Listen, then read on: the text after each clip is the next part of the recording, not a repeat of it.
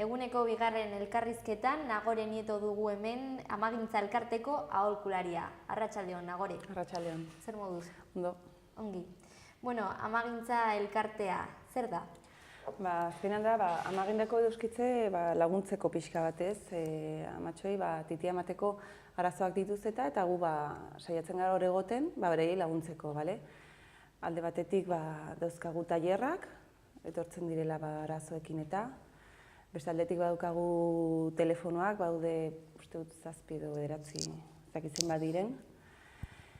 Eta gero beste aldetik ere web orrian bidali dezakete email bat edo, eta gainera badago informazio asko web orritan, ditzen dela amagintza.org. Orduan, pixka bat kokatzeko, noiz eta nola sortu zen, zergatik? Hasi ziren, ama talde bat, hasi zen ikusten zuten ez zutela informazioa. Eta hasi ziren informazioa beste lekuetan bilatzen, joaten zirelako osasun zentroetara eta han ez zuten informazio hori, ez zioten ematen informazioa, eta orduan hasi ziren internet bilez. Esnea ematearen inguruan. Hori da, bai. Hasi ziren bilatzen beste aldetik eta elkartu ziren ez, eta hasi ziren talde bat ez, baina gero ja elkarte bezala sortu zen 1989an.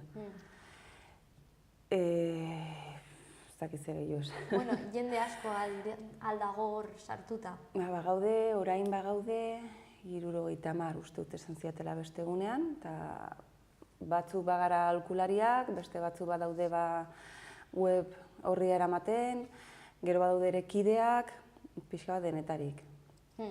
Eta, sartzen diren amak, zergaitik, bakoitza bere arrazoi ezberdinengatik, ez? Eta batzutan, lehen aipatu didazun niri, tailerretara joaterakoan, hortik abiatuta, ez? Azkenean etortzen dugu, bakoitza badauka bere arazoa. Normalean arazo guztiak etortzen dira informazio gutxi daukatelako edo ematen dieta informazio hori ez delako egia.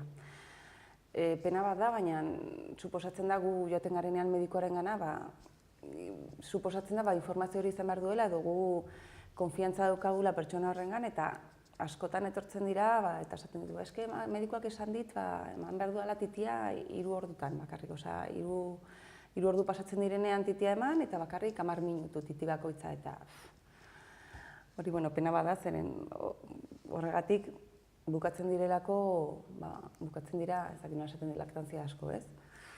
Eta pena bat da. Eta zuek eskaintzen dituzue hori formakuntza tailerrak, hitzaldiak? Hori da, gu azkenean oso importantea esatea, gu lehenengo bagara amak, beraiek bezala.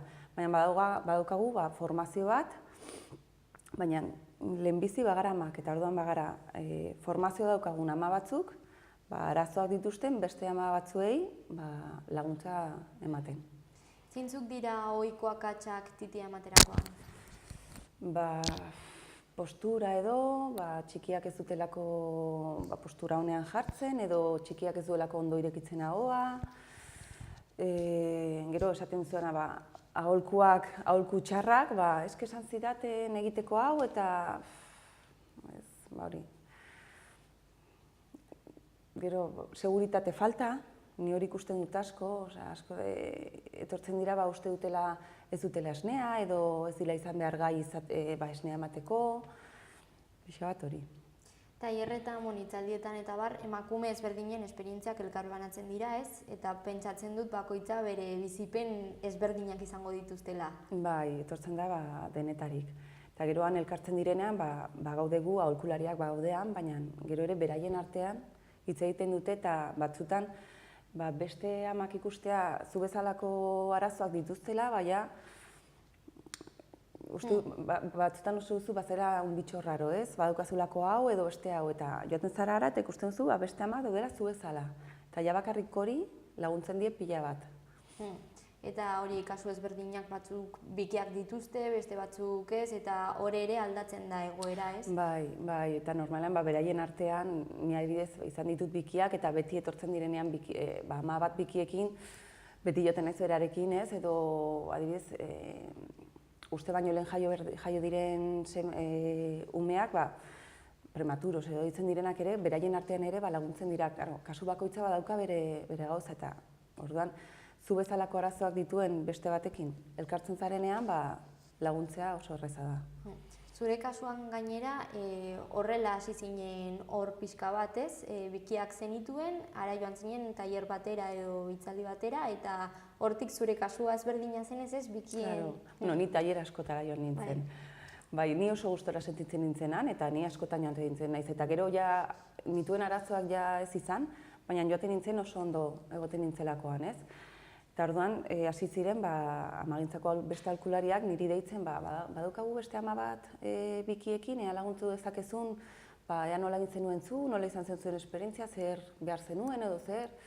Eta orduan, hasi nintzen horrela laguntzen. Baina, karo, ni esaten nire esperientzia kontatu dezaket, baina batzutan ikusten dut formazioa falta zaidala, ez? Eta orduan azkenean, beraiekin hitz egiten eta esan zieten, nahi nuen parte hartu, beraiekin elkartean, eta kurtsoa egin nuen, Fedalmako kurtsoa, eta ja bukatu nintzenean praktikak edo. Beste tailerretan joaten, beste aholkulari zaharrago batekin, ez? Carmen, asko lagundu didala eta asko, berarekin asko ikasi dudala, eta ja aurten espero dugu ni bakarrik tailer bat egitea ere, beste bat egitea beno. Eta nolakoa prozesua da holako ekintzak antolatzea? Beno, antolatzeko ez, bilatu behar duzu leku bat, gero eramaten duzu informazioa, paperak eta barrita, eta gero ez da gehiegi behar. Aholki batzuk han egoteko eta lekua erosoa izatea, baina ez da gehiegi behar. Non eta noiz izango dira edo zein da zuen agenda?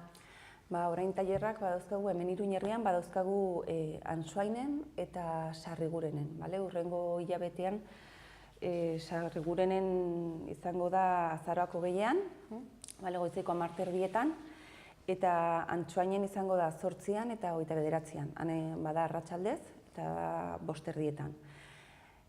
Gero gaur hitzaldi badaukagu, gaur arratsaldean 6etan Zabalguneko Zibiboxean. Ditzen dela, amagintza edoskitzeari buruz ez izutena kontatu eda, beste ikuspen bat. Beti, nik ez dut entzun eta badauka gogo asko jateko entzutera bea ematen du hitzaldia eta berak esaten du, beti esaten digutela nola den titia ematea eta bera beste ikuspen badauka eta hori kontatuko digu gaur. Eta gero badaude ere bi erakusketa, argazki erakusketa, bata Zibibox honetan, urriak 16tik 31ra, deitzen dela Limiterik gabeko doskitzea, eta gero Atarrabiako kulturetxean, urrengo hilabeten ez, urriak 23tik azaroak 6ra, Esnearen Ama Birjinak. Bi erakustaldi hori. Ama Birjinak ematen... Hori ematen titia. Ez dut aipatu, baina eramaten duzun kamiseta ere berezia da horretarako, ez? Bai, jartzeko mikrofonoa badukagu hemen, bai. Ez da ezer behar, titia emateko ez da ezer behar. Askotan saltzen diguten gauza pila bat, kojinak, arropa edo gauza pila bat. Ez da beharrezkoa ezer, batzutan ondo etortzen da, baina beharrezkoa ez da ezer, baina adibidez, eroso egoteko kamiseta hauek ikotzen dituzula eta atera dezakezuela titia oso eroso ondo etortzen dira, baina ez da ezer behar. Batzutan jendeak uste duela erosi behar dituela kojinak eta arropa eta gauza pila bat, eta ez da ezer behar. Uste duzu badaudela aurre iritzi batzuk titia ematerako? Mito asko. Bai. Pila bat.